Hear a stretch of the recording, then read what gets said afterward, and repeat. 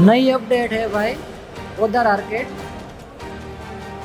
एक पूरा ground floor और फर्स्ट फ्लोर भी आधा से ज़्यादा भर गया है, पूरा का पूरा। ग्राउंड फ्लोर तो पूरा भर ही गया था, लेकिन अभी ये फर्स्ट फ्लोर है, उसमें भी आधा से ज़्यादा तो पानी भर चुका है। ये नई अपडेट है और बारिश रुकने का नाम ही नहीं ले रही है। बारिश पूरी की पूरी ज़ोर से और आ रही है। Out of control situation. નમસ્કાર. ગઈકાલે સુરતમાં જે રીતે વરસાદ પડ્યો તેણે આ વરસાદે સુરતને વાયરલ કરી દીધું. તમે સૌથી પહેલાં જે આગળના દ્રશ્યો જોયા તે મોબાઈલ માર્કેટ અત્યારે સ્વિમિંગ પુલ બની ગયું હોય તેવી પરિસ્થિતિ સર્જાઈ હતી. ત્યાંનો જે ગ્રાઉન્ડ ફ્લોર હતો અને તેની નીચેનો બેઝમેન્ટ ફ્લોર હતો તે તમામ આખો પાણીમાં ઢંકાઈ ગયો હતો. એ ઢંકાઈ ગયો અને તેમાં જે દુકાન હતી, દુકાનમાં જે માલ હતો તે જોઈને એવું જ થયું કે આ ફોનની જે દુકાનો હતી તેમાં પાણી ભરાઈ ગયું. ત્યારબાદ આ વેપારીઓની શું સ્થિતિ હશે તેને કારણે અત્યારે આ ઇન્ટરવ્યૂ જે છે તે તમે જુઓ અને તેમાં વેપારીઓ જે કહી રહ્યા છે તે સાંભળવા યોગ્ય છે. સૌથી પહેલાં વેપારી કહી રહ્યા છે કે વેરો લેવા તો આવી જાઓ છો, પણ જ્યારે આવી પરિસ્થિતિ છે ત્યારે તમે ક્યાં છો. સાથે એક વેપારીએ એવું કહ્યું છે કે લગભગ 200 કરોડ જેટલાનું નુકસાન થયું છે. ત્યારે પહેલાં આ વેપારીઓને સાંભળીએ, ત્યારબાદ તંત્રની થોડી વાતો વિગતવાર કરી લઈએ. साहब परिस्थिति तो आप देख ही रहे हो, क्योंकि हमारी जो सभी नीचे की अंडरग्राउंड की दुकान है वो सभी दुकान डूब गई है और फर्स्ट फ्लोर की जो दुकान है वो आधी आधी डूब गई है। मतलब माल पूरा ही खराब हो गया है। कितने का नुकसान है लगभग? 200 करोड़ के आसपास नुकसान होगा सर।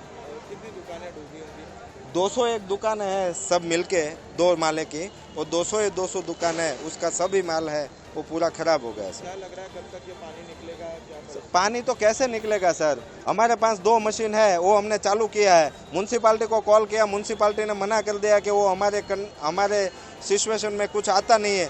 तो म्यूनसिपाल्टी हमारे पास वेरा लेने के लिए आती है, लेकिन उसके पास संसाधन है, लेकिन हमारा जो पानी है वो निकालने के लिए कुछ हमें प्रोवाइड किया ही नहीं है।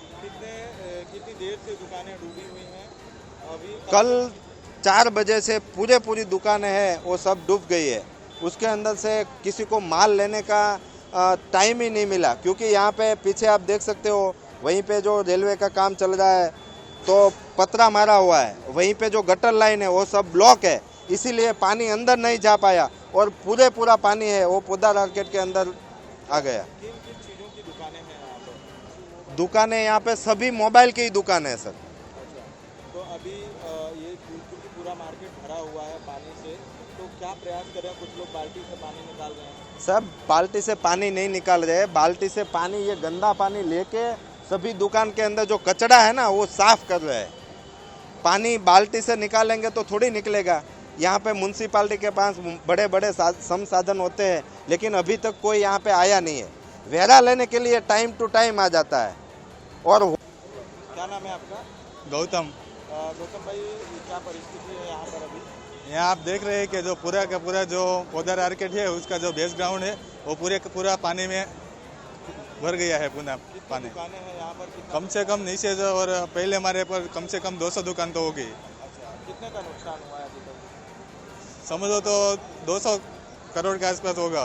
अच्छा, और ગઈકાલે સુરતની વાત કરીએ તો ત્યાં લગભગ 18 ઇંચ જેટલો વરસાદ પડ્યો હતો. હવે 18 ઇંચ વરસાદમાં જો આ ફૂટના પાણી ભરાઈ ગયા હોય તો દોષ કોનો છે તે સવાલ થાય જ.